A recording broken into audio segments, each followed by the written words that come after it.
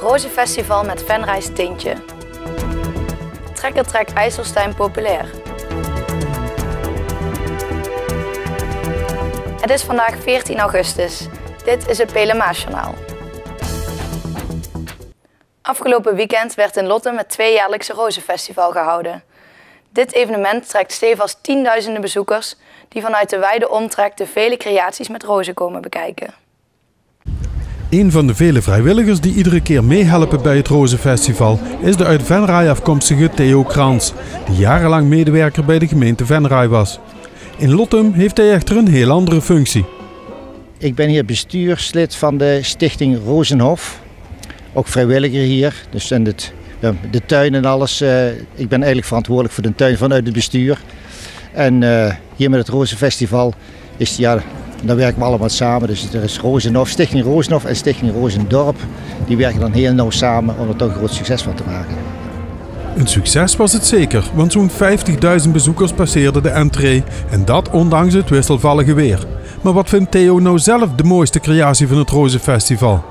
Ja, het mooiste is zonder meer de kerk natuurlijk. Daar kan niks tegenop, dat is echt een highlight. Maar ook de mozaïeken die dus hier langs de kasteellaan staan. Die dus door de Lottemse jeugd en de Lottemse vereniging gemaakt worden.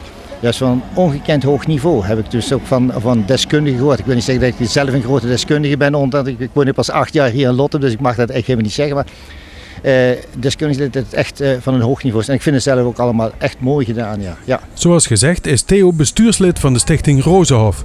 In dit educatieve centrum wordt advies over verzorging van rozen gegeven, informatie over onderhoud en eigenschappen van rozen, maar ook worden er rondleidingen, kunstexposities en andere activiteiten georganiseerd, vaak als onderdeel van een arrangement. En dat levert steeds vaker problemen op met de kleine accommodatie.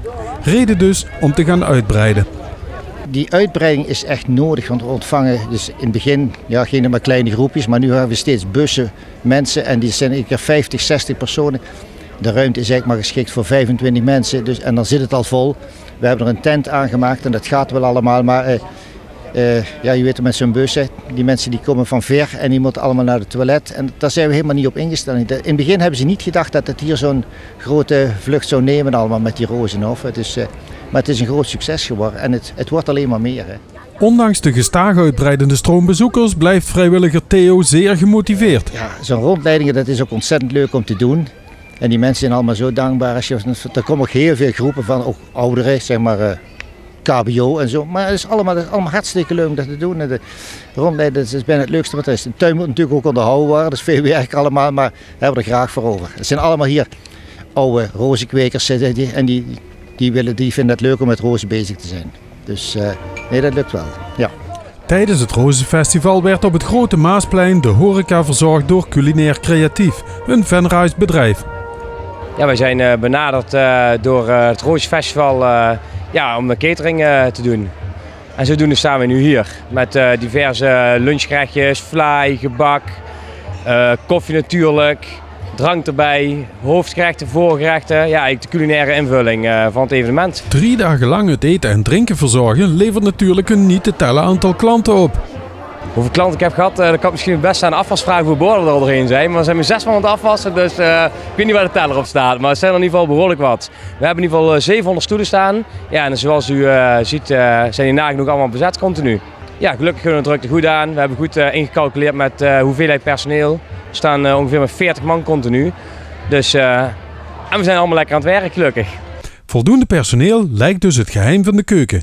Maar was er ook ruimte voor een specialiteit of werd er gekookt voor de massa? Ja, onze specialiteit, we hebben niet te hoog gegrepen met dit evenement. Er zijn ook veel Duitsers en we hebben toch een beetje op de normale tour. Denk aan een stooflap, een schnitzel, een carpacciotje, wat cocktailtjes. Niet te culinair hoogstaand, gewoon eerlijk, lekker. En dus voor een ieder toegankelijk. Over 2 jaar is er weer een Rozenfestival.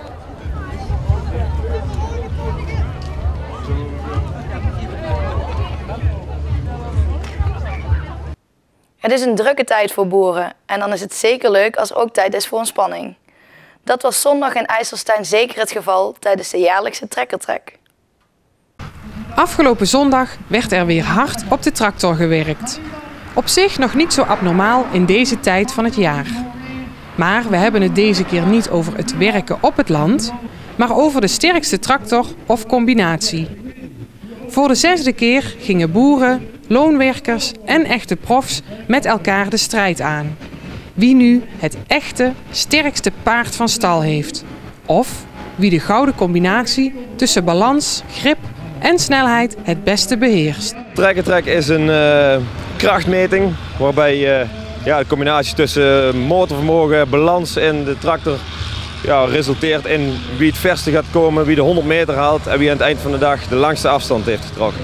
Nu is het zomervakantie. Hoe komen jullie op het idee om dat nu te organiseren? Het weer is een hele belangrijke kwestie. In deze periode hebben we stabiel weer en dat moeten we hebben omdat we een buitenevenement hebben. De meeste sleepwagens die wij gebruiken, allebei op de baan, moeten we ver van tevoren vastleggen. Die doen ook voor andere klassementswedstrijden mee en die hebben ook maar beperkte data. Dus meestal komen we rond deze datum, begin augustus, komen we uit. En wat komt er allemaal kijken bij de organisatie van de Trekkertrek? Het is een soort aaneenschakeling van processen. Je begint eigenlijk bij het terrein en dan moet alles geregeld worden erop. En zo maken we er gaandeweg een groot evenement van. En qua inschrijving, het was heel snel vol. Is het zo populair? Ik denk wel dat we hier op de grens van Brabant, we zitten net in Limburgse, in IJsselstein, daar is het niet echt in de buurt meestal. We hebben Boerdonk, maar we hebben in deze regio lang niks gehad. En men is toch wel hier in de regio geprikkeld door dit evenement. En ze willen allemaal wel eens een keer tegen de buurman laten zien wie het verst kan komen. Niet helemaal eerlijke strijd soms, want de ene die kan maar 15 en de andere die laait er 20 op. Maar gewoon om te laten zien wat kan. En zo gaat het verder. We hebben een aparte damesklasse. Dat de boerendochters en de vrouwen die er interesse in hebben ook aan hun trekken komen, letterlijk. En er verder nog wat sportklasses, boerensport. De extra opgefokte boerentrekkers, zeg maar. En een paar supersporttrekkers die ook een klein klassementje hebben. En een paar demo's van sporttrekkers. Je kunt natuurlijk wel zo'n wedstrijd organiseren. Maar dan moeten er natuurlijk ook deelnemers zijn die zich hiervoor willen inschrijven. IJsselstein kent ook eigen rijders. Er komt natuurlijk heel wat bij kijken voordat je achter het stuur kunt kruipen van de tractor. Nee, dit kan echt niet iedereen. Je kunt het wel leren, maar het is moeilijk. Wat komt er bij kijken dan? Wat komt er bij kijken? Er komt kennis bij kijken. Kennis van hoe laat je de tractor eigenlijk gaan. Het is niet zomaar even van je zet hem in een 1 en je rijdt aan. Maar je moet je voorstellen, het is met een auto, je zet hem in de hoogste versnelling en je probeert met een zware kar weg te rijden. Probeer hem eens uit thuis. Je kunt er een hele dure sport van maken en je kunt er gewoon een normale sport van maken. Die zegt van ja, dit is, de portemonnee kan dit trekken. Dus het is net hoe gek dat je het zelf wilt maken. En wat is Trekkertrek IJsselstein dan voor een wedstrijd? Trekkertrek IJsselstein is voor een wedstrijd, is eigenlijk voor de normale boerentrekkers die hem hier voor de sleepwagen willen zetten. En die dan willen kijken wie heeft de meeste kracht en de meeste baankennis op die dag. Maar dat is niet echt een wedstrijd waar wij nou zeggen van daar kijken wij op met die trekker. Want dit is een zandbaan en wij trekken alleen maar op kleibanen. Zandbanen, daar worden we niet enthousiast van. Want dan kunnen wij de kracht van de tractor kunnen we niet op de baan gezet krijgen. Je moet je voorstellen, die tractors die rijden met tractors van 15 pk tot 200 en meer. Maar wij beginnen al met 1500 pk en meer. Daar beginnen wij mee te trekken. In principe is dit een standaard tractor van de buitenkant. Maar van de binnenkant, als je onder de motorkap zou kijken, daar zitten de geheimen. Dan is het in principe de gashendel naar voren halen. Luisteren naar de tractor, kijken naar de rook. En dan op het goede moment een klein beetje koppeling loslaten. En dan zegt hij ik wil gaan. Dan zeg je nee, hier blijven jij. En dan maak je hem nog kwaaier. En dan op een gegeven moment hoor je dat hij heel kwaad is en dan laat hem maar gaan. Je kunt nu wel een leuke wedstrijd organiseren en goede rijders weten te strikken. Maar dan moet er natuurlijk ook publiek komen kijken. Waarom verruilen zij hun plekje aan het water of op de camping om te gaan kijken naar de brullende tractoren? De jongens het leuk vinden. Hè? En zelf ook wel een beetje. Ik vind het leuk en het is een beetje boers. En wat is er leuk aan dan? Ja, om de tractors te kijken en van alles. Ja. Het is gewoon leuk. Altijd interessant om te kijken. En het is vakantieperiode, niet liever op vakantie of zo? Helemaal niet, hier is het te doen hè. Hier is de actie. Gewoon omdat het ook wel een beetje bij de boeren hoort die hier in IJsselstein zijn. En het is gewoon leuk om te zien hoe ze allemaal de kar proberen voor te trekken, zeg maar. Gewoon mooi, een beetje tractors kijken. En voor jou?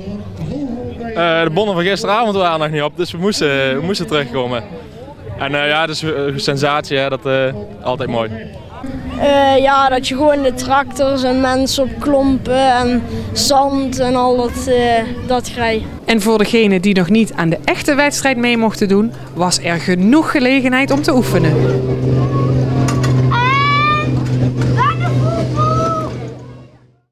Tot zover dit Pelemaasjournaal. Tips kunt u mailen naar de redactie. Deze uitzending wordt herhaald tot en met vrijdag 6 uur 's avonds. Volgende week is er weer een nieuw journaal. Weer of geen weer, bij ons is het altijd vakantieweer. Vrijdag overdag is er veel bewolking. Er trekken 's ochtends, 's middags en 's avonds regen- en onweersbuien over met kans op hagel. En het kan langere tijd regenen. De wind is matig rond kracht 4. Het is koel weer. Alleen bij af en toe zon wordt het 's middags hooguit 17 tot 19 graden. Hartelijk dank voor het kijken en tot volgende week.